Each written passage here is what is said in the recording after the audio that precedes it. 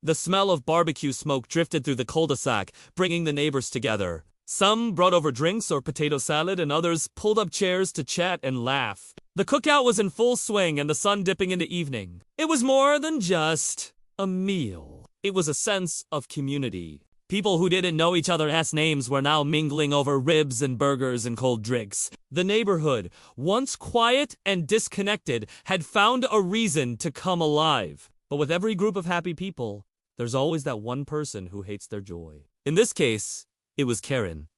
She sat on her porch swing, arms crossed, watching everyone have fun. A single tear rolled down her cheek as she sipped her lemonade. It wasn't the taste of lemon and sugar that made her cry. It was the taste of loneliness. She hated seeing the community coming together without her. This Karen was kicked out of her neighborhood for being a backseat HOA president. So Karen decided to start her own HOA. She went around snapping pictures of all the cookouts and parties. She took photos of the cars parked in front of the houses and made notes about the hours of the parties. She even recorded short clips of people laughing in the backyard. And she started to treat these joyful moments like they were evidence of a crime. She then sent these pictures and videos to the homeowners association, filing reports about unlawful gatherings and noise disturbances. She even wrote a long email suggesting that the smell of barbecue smoke was toxic and dangerous to the neighborhood health. The HOA had enough of Karen's nonsense, and they kicked her out of the neighborhood.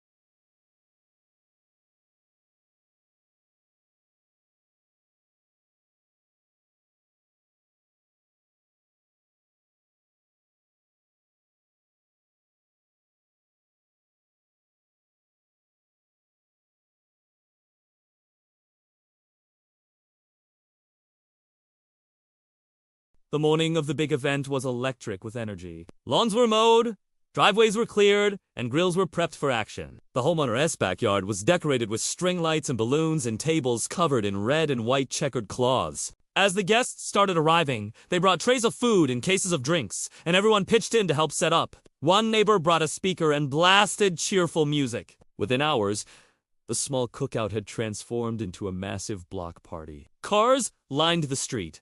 Kids played tag across the lawns. People danced in the driveway while multiple grills sent mouth-watering aromas into the air. There was a sense of community and togetherness that made the day even more special. It was a day filled with laughter, good food, and great company. And as the sun began to set, everyone knew it was a day that would be remembered.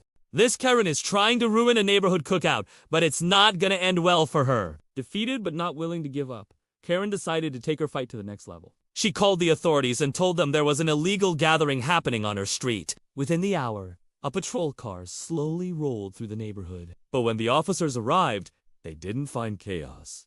They found families eating, kids playing, and neighbors chatting in a peaceful environment. There was no drunken brawl, no blaring music into the late night, no violation of laws or ordinances. Everything was calm, joyful, and entirely within reason. Karen, who had dialed 911, was nowhere to be seen. The partygoers were confused by the police presence, but nobody seemed to mind. As the sun began to set, the party continued without a single Karen in sight. That's all for today. See you tomorrow.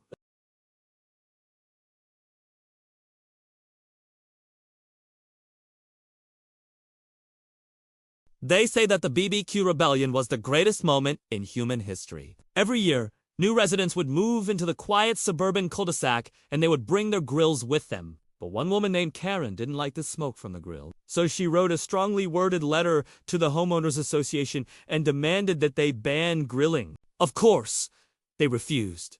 And the residents were prepared to fight back. But they didn't know how until one resident named Dave had a brilliant idea. He suggested that they all grill at the same time, right when Karen was hosting her annual garden party. So they did. They fired up their grills, and they invited Karen over to join them. And she was furious.